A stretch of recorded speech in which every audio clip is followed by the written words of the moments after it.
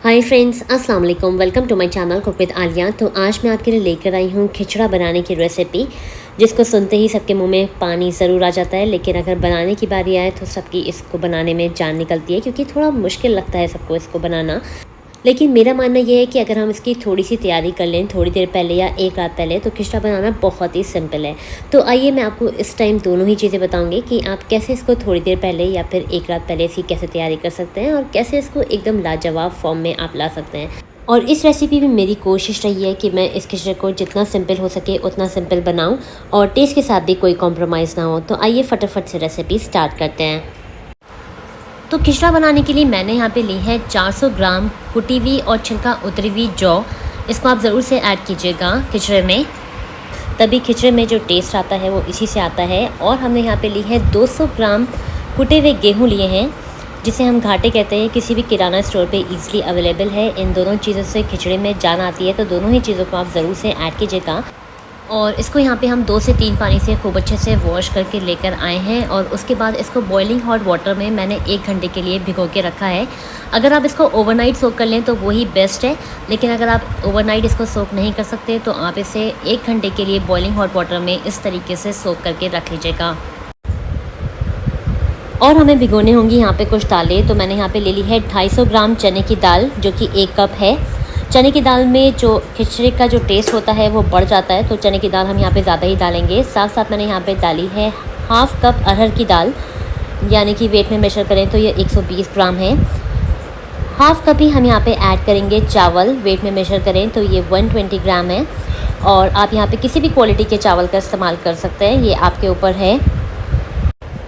1/3 cup मैंने यहाँ पे ऐड करी है हरी उड़द की दाल।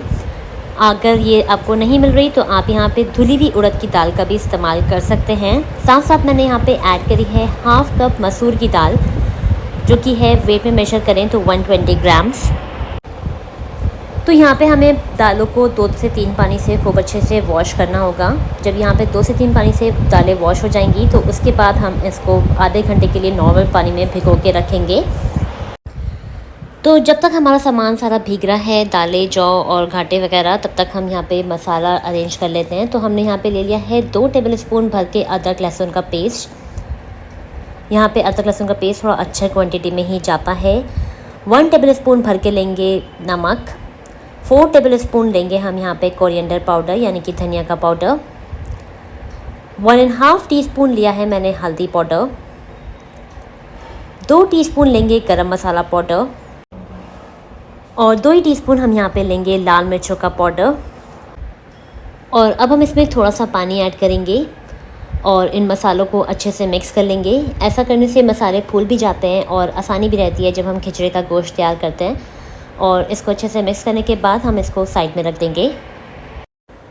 और हम लेंगे यहाँ पे कुछ साबुत मसाले, जिसमें ली हैं 8 से 10 छोटी इलायची, 1/4 लिया है जायफल का टुकड़ा, 7 से 8 ली है लौंग, 2 ही ली है बड़ी इलायची, 2 इंच का लिया है दालचीनी का टुकड़ा, 2 टीस्पून लिया है ज़ीरा, 15 से 20 ली हैं काली मिर्चें। काली मिर्चों से इसमें बहुत अच्छा टेस्ट आता है। और 2 ही ली है मैंने यहाँ पे तेज़ पत्ते। तो यहाँ पे इन तेज़ पत्तों को हटा के हम इन सारे साबुत मसालों को मिक्सर में ग्राइंड करके यहाँ पे ले आए हैं। और ये मसाले को हम साइड में रखेंगे और इसको हम बाद में ऐड करेंगे जब हमारा खिचड़ा बन के तैयार हो जाएगा। और ये 4 चांद लगातेगा हमारे खिचड़े में। तो सबसे पहले अब हम लेंगे एक प्रेशर कुकर और उसी के अंदर ऐड कर देंगे 3 टेबलस्पून तेल। और यहाँ पे हम सरसों के तेल में इसको बना रहे हैं, तो सरसों के तेल को यहाँ पे करना होगा खूब अच्छे से गरम। जब तेल हमारा यहाँ पे गरम हो जाएगा तब हम गैस की फ्लेम को लो करेंगे और इसी के अंदर ऐड कर देंगे 4 मीडियम साइज़ की प्याज, जिसको कि मैंने फाइनली डाइस कर लिया है कुछ इस तरीके से। और अब हमें प्याज को यहाँ पे फ्राई करना होगा जब तक प्याज जो है वो गोल्डन ब्राउन कलर की नहीं हो जाती। हम यहाँ पे प्याज को लो टू मीडियम फ्लेम पे ही फ्राई करेंगे। और इसी बीच हम यहाँ पे ऐड कर देंगे 2 से 3 तेज़ पत्ते और यहाँ पे प्याज को गोल्डन ब्राउन होने तक फ्राई कर लेंगे।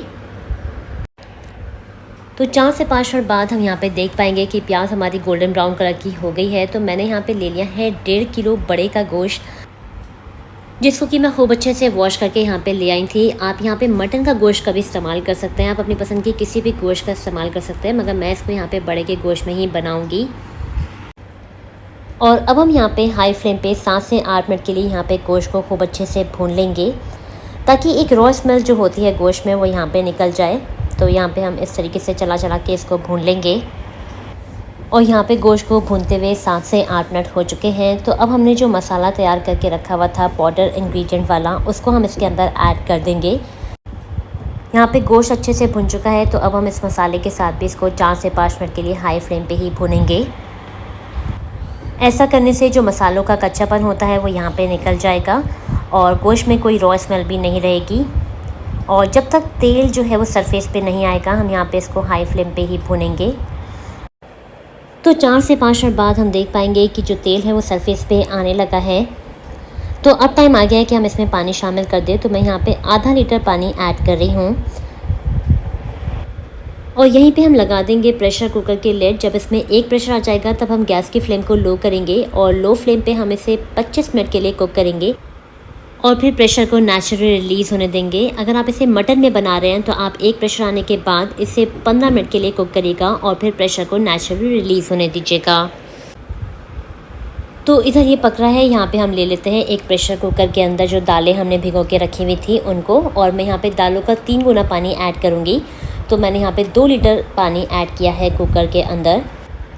साथ साथ हम यहीं पर ऐड कर देंगे इसके अंदर 1 टीस्पून भर के हल्दी पाउडर और 1 टीस्पून ही डालेंगे इसके अंदर नमक और इसको यहाँ पे मिक्स कर लेंगे।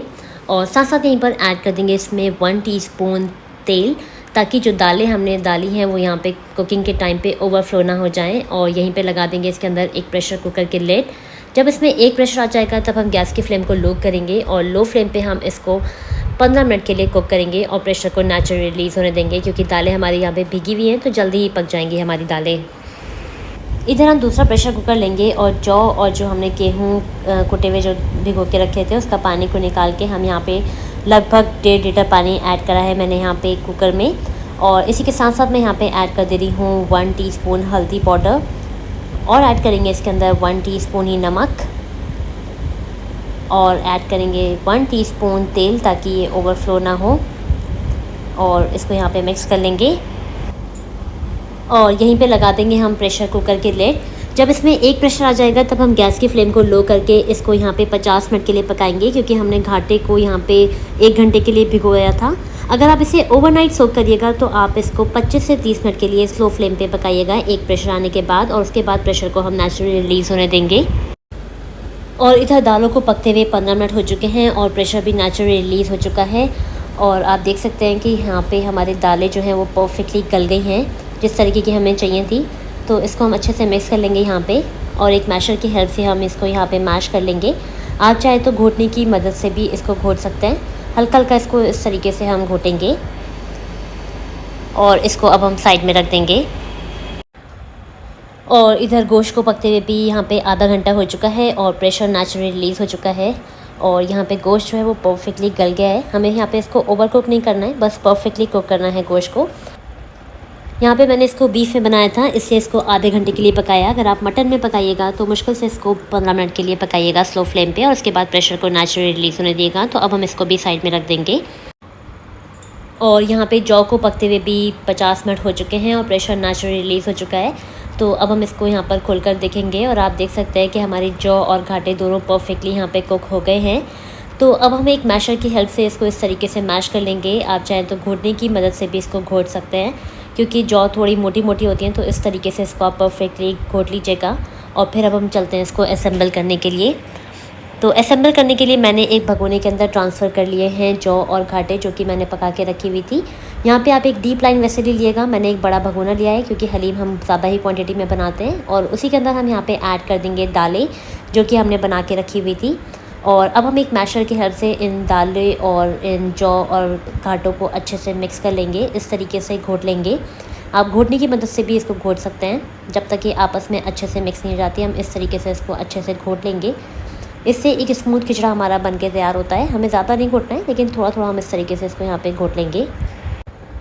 तो यहाँ पे हमने इसको अच्छे से घोट लिया है और अब हमने जो गोश्त पका के रखा हुआ था उसको हम इसमें ऐड कर देंगे और यहीं पे गैस की फ्लेम को ऑन करेंगे और हाई मोड पे रखेंगे।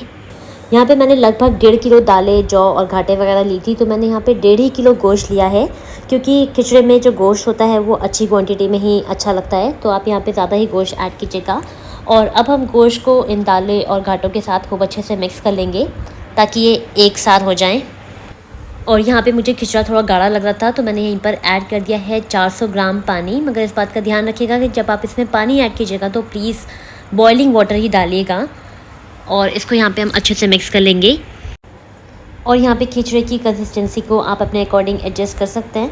आप चाहें तो यहाँ पे थोड़ा ज़्यादा पानी भी ऐड कर सकते हैं, मगर मुझे थोड़ा ये गाढ़े साइड पे ही अच्छा लगता है। और अब टाइम आ गया है कि हम इसमें गरम मसाला ऐड कर दें, तो मैं यहाँ पे ऐड कर दे रही हूँ 2 टीस्पून गरम मसाला पाउडर। साथ साथ जो मसाला हमने पहले ग्राइंड करके रखा हुआ था दरदरा सा, उसको भी हम इसमें ऐड कर देंगे और ये मसाला 4 चांद लगा देगा हमारे खिचड़े में। और साथ साथ मैं यहाँ पे ऐड कर दे रही हूँ 1 टीस्पून भर के चाट मसाला पाउडर, जो कि ऑप्शनल है, मगर इससे टेस्ट बहुत बढ़ जाता है। वैसे तो रिवायती खाने में चाट मसाला नहीं पड़ता, लेकिन मुझे इसका टेस्ट अच्छा लगता है। तो अब हम इसको खूब अच्छे से मिक्स कर लेंगे ताकि जितनी भी चीज़ें हमने इसके अंदर ऐड करी हैं खूब अच्छे से मिक्स हो जाए। और अब हम गैस की फ्लेम को लो करेंगे और लो फ्लेम पे हम इसे एक लिड से कवर करके कम से कम 15 मिनट के लिए पकाएंगे, ताकि एकदम अच्छे से रच जाए हमारा खिचड़ा, एक सौंधी स्मेल आ जाए हमारे खिचड़े में। तो यहाँ पे जब तक हमारा खिचड़ा यहाँ पे स्लो फ्लेम पे पक रहा है, तब तक हम एक पैन लेंगे और उसी के अंदर ऐड कर देंगे 2.5 टेबल स्पून तेल। और यहाँ पे सरसों का तेल लिया है, तो तेल को करेंगे खूब अच्छे से गरम। जब तेल यहाँ पे अच्छे से गरम हो जाएगा, तब हम एक बड़े साइज़ की प्याज लेंगे, जिसको कि यहाँ पे फाइनली डाइस कर दिया है। गैस की फ्लेम को लो करेंगे और इस प्याज को तेल में ड्रॉप कर देंगे। और यहाँ पे प्याज को हम 3 से 4 मिनट के लिए फ्राई करेंगे, जब तक प्याज जो है वो गोल्डन ब्राउन कलर की नहीं हो जाती। थोड़ी देर में हम देख पाएंगे कि प्याज जो है वो गोल्डन ब्राउन कलर की होने लगी है, तो इसी बीच में हम यहाँ पे ऐड कर देंगे 1 टीस्पून ज़ीरा। और ज़ीरे को भी यहाँ पे 30 सेकंड के लिए क्रैकल होने देंगे। जब ज़ीरा हमारा यहाँ पे 30 सेकंड के लिए क्रैकल हो जाएगा, तो उसी में हम ऐड कर देंगे 2 साबुत लाल मिर्चें, जिसको कि मैंने बीच से इस तरीके से तोड़ लिया है। और 15 सेकंड के लिए इसको भी यहाँ पे क्रैकल होने देंगे। 15 सेकंड बाद हमारा ये तड़का एकदम बन के तैयार हो गया है, तो यहीं पर हम गैस की फ्लेम को ऑफ़ करेंगे। और इधर खिचड़ी को पकते हुए भी 15 मिनट हो चुके हैं। और अब हम इसके लिड को यहाँ पर खोलकर देखेंगे और आप देख सकते हैं कि कितना टेम्पटिंग, कितना मज़े का खिचड़ा हमारा यहाँ पे बन के तैयार हो गया है, जिसमें कि एकदम सौंधी सी स्मेल आ रही है। तो इसको अब हम यहाँ पे मिक्स कर लेंगे। और जो तड़का हमने यहाँ पे तैयार करके रखा हुआ था, उसको भी हम इसमें ऐड कर देंगे। साथ साथ इसमें हम ऐड करेंगे काफ़ी सारा हरा धनिया, जो कि इसके टेस्ट को बहुत ज़्यादा बढ़ा देगा। और मैंने यहाँ पे ऐड करी हैं 6 से 7 हरी मिर्चें, जिसको कि बहुत फाइनली डाइस कर लिया था, तो उसको मैं यहाँ पे ऐड कर रही हूँ। ये दोनों ही चीज़ें इसका टेस्ट को बहुत ज़्यादा बढ़ा देंगी। आप चाहें तो यहाँ पे जूलियन कटी हुई अदरक भी ऐड कर सकते हैं। और आपको देख के समझ में आ रहा होगा कि हमारा यहाँ पे खिचड़ा कितना टेम्पटिंग बना है। तो अब हम इसको यहाँ पे अच्छे से मिक्स कर लेंगे सारी चीज़ों को। और ये देखिए कितना मज़े का, कितना टेम्पटिंग, कितना डिलीशियस ये खिचड़ा लग रहा है। वाकई लग रहा है ना ये मज़ेदार। तो आइए इसको सर्व कर लेते हैं। तो ये लीजिए, मैंने यहाँ पे खिचड़े को सर्व कर लिया है काफ़ी सारी चीज़ों के साथ, जिसमें मैंने सबसे इम्पॉर्टेंट जो एलिमेंट है वो यहाँ पे नींबू है, क्योंकि नींबू के साथ जो खिचड़े का टेस्ट है वो बहुत ही मज़े का आता है। साथ साथ मैंने यहाँ पे थोड़ी सी तली हुई प्याज, थोड़ी सी हरी मिर्चें, थोड़ी सी जुलियन कटी हुई अदरक, हरा धनिया और हरी मिर्चें भी रखी हुई हैं। और आप यकीन मानिए एकदम आला तरीन खिचड़ा हमारा यहाँ पे बन के तैयार हुआ है, जो कि मैंने बहुत ही सिंपल अंदाज से बनाया है। बस आप इसकी थोड़ी सी प्रिपरेशन कर लीजिएगा और ज़बरदस्त खिचड़ा आपका बन के तैयार होगा। रेसिपी अच्छी लगी हो तो लाइक ज़रूर कीजिएगा, फैमिली और फ्रेंड्स में शेयर ज़रूर कीजिएगा, और चैनल पर पहली बार आए हैं तो 1 टाइम ज़रूर से सब्सक्राइब कीजिएगा और इस खिचड़े को ज़रूर से बनाएगा। Thanks a lot for watching my video.